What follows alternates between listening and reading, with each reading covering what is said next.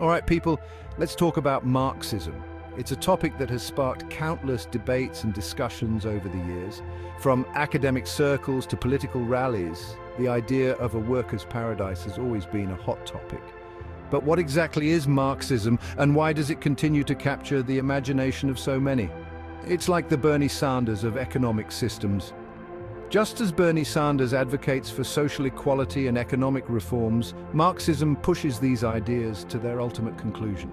It envisions a world where the working class rises up to overthrow the capitalist system and create a society where everyone is truly equal. Sounds great on paper, but reality hits different.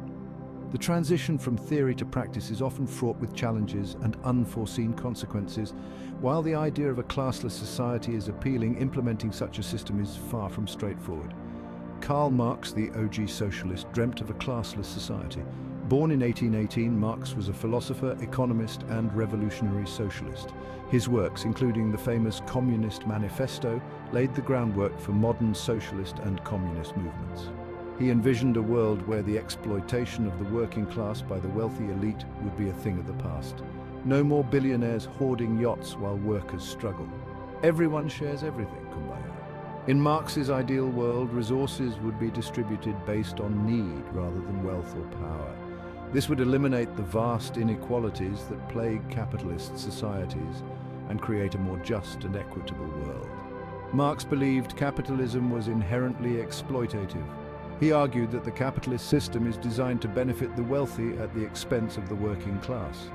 The rich get richer by extracting surplus value from the labor of workers who are paid less than the value they produce. He saw a system where the bourgeoisie, the rich owners, profited off the proletariat, the working class. His solution: revolution. Marx believed that the only way to achieve true social and economic justice was for the working class to rise up and overthrow the capitalist system.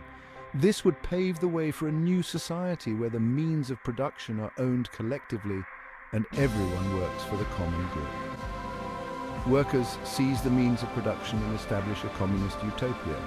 In this new society, there would be no private ownership of property, and the wealth generated by labor would be shared equally among all members of society. This would eliminate the class distinctions that divide people and create a more harmonious and cooperative world. Sounds simple, right? Not so fast. The transition from a capitalist to a communist society is a complex and challenging process. It requires not only a fundamental shift in economic structures, but also a profound change in social and cultural attitudes. Many attempts to implement Marxist ideas have faced significant obstacles and have often resulted in unintended consequences. Turns out running an economy is a tad more complicated than a game of Red Rover. Let's break it down. The challenges of managing a modern economy are immense, and the solutions proposed by Marxism are not always easy to implement. From resource allocation to maintaining productivity and innovation, the practicalities of running a society based on Marxist principles are far from straightforward. But the dream of a workers' paradise continues to inspire and challenge us to think about how we can create a more just and equitable world. Marx based his whole theory on this idea called the labor theory of value. Basically, he said the value of a product comes from the labor put into making it.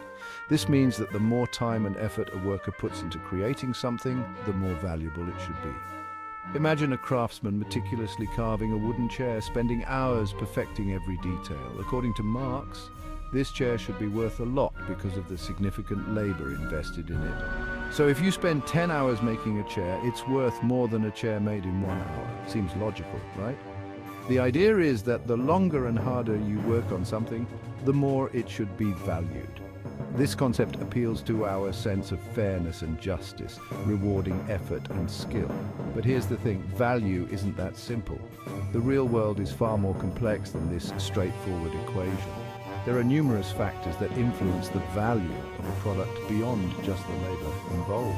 What about supply and demand? These are fundamental principles in economics that play a crucial role in determining value. If a product is in high demand but short supply, its value increases regardless of the labor put into it. Rarity, perceived value. These are other critical factors. A rare item, even if it took little effort to produce, can fetch astronomical prices simply because it's scarce. Perceived value is another layer where the worth of an item is influenced by how much people believe it is worth. A supreme brick is worth way more than the labor it took to make it. This is a perfect example of perceived value. The brand name and the exclusivity attached to it inflate its worth far beyond the actual cost of production. This flawed theory throws a wrench in the whole Marxist machine.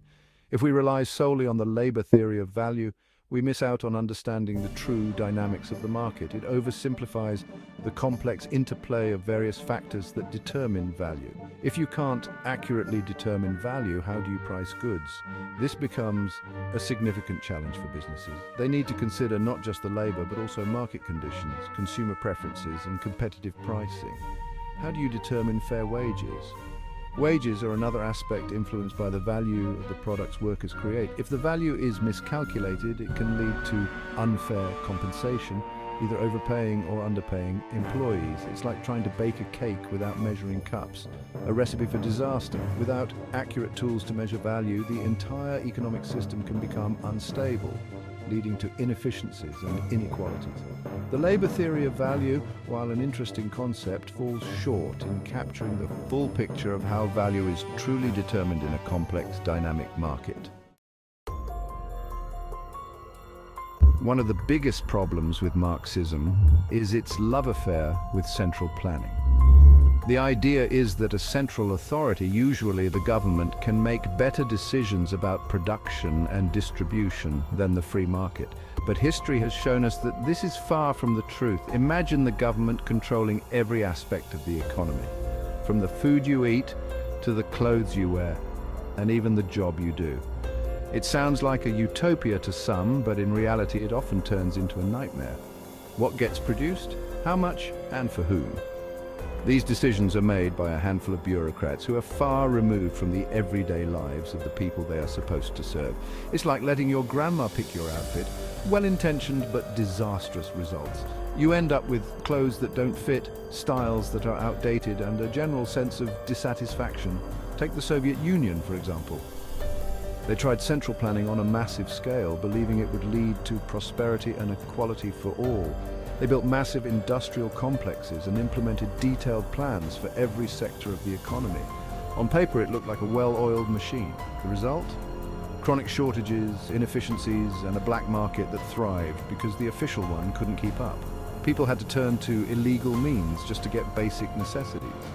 Turns out, bureaucrats in an office can't predict the needs and desires of millions of people. Who knew?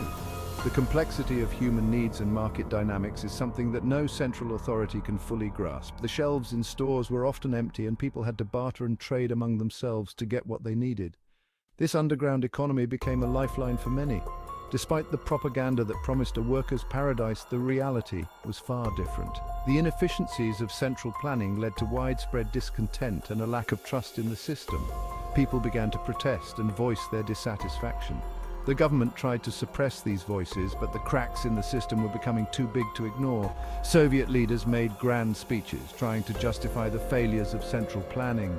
They blamed external enemies, bad weather, and even the people themselves for the shortcomings. Many people decided they had enough and sought better opportunities abroad.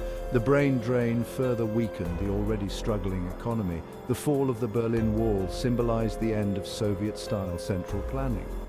It was a clear indication that the experiment had failed, and people were ready for a change. Today, Russia has transitioned to a market economy, but the scars of central planning are still visible. The lessons learned from this period serve as a cautionary tale for those who believe in the infallibility of central planning. In contrast, thriving markets and economic freedom have shown that when people are allowed to make their own choices, innovation and prosperity follow. The invisible hand of the market, as Adam Smith described, often leads to better outcomes than any central authority could plan. The diversity of products and the satisfaction of consumers in a free market are testaments to the power of individual choice and competition. When people are free to pursue their own interests, society as a whole benefits. Entrepreneurs and small businesses drive economic growth and innovation. They respond to the needs and desires of consumers, creating products and services that improve our lives. Technological advancements and innovations are often the result of a competitive market. When companies compete, they strive to offer better products and services, leading to progress and development.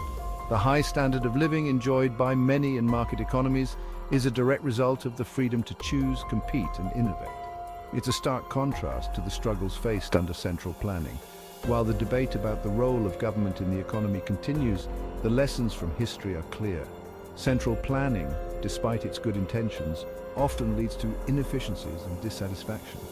A market economy, with its emphasis on individual choice and competition, tends to produce better outcomes for society as a whole. In the end, the freedom to make our own choices and the ability to compete in a fair market are what drive progress and prosperity. It's a lesson worth remembering as we navigate the complexities of modern economies. Section 4. The incentive problem: why work when you can slack? Capitalism, for all its flaws, has one thing going for it: incentives. Work hard, get ahead, innovate, reap the rewards. But in a Marxist system, where everyone supposedly gets an equal slice of the pie, where's the motivation? Think about it. Why bust your hump if your lazy co-worker gets the same rewards? This lack of incentive leads to decreased productivity, economic stagnation, and a whole lot of people saying, "Meh, good enough," not exactly a recipe for a thriving economy.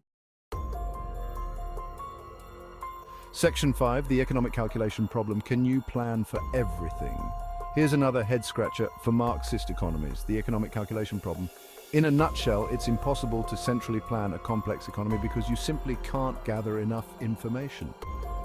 Think about all the factors involved in producing, say, a smartphone.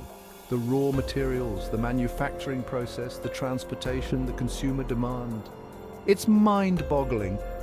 Even with supercomputers, you can't accurately predict and plan for all these variables. It's like trying to herd cats. Chaotic and ultimately futile.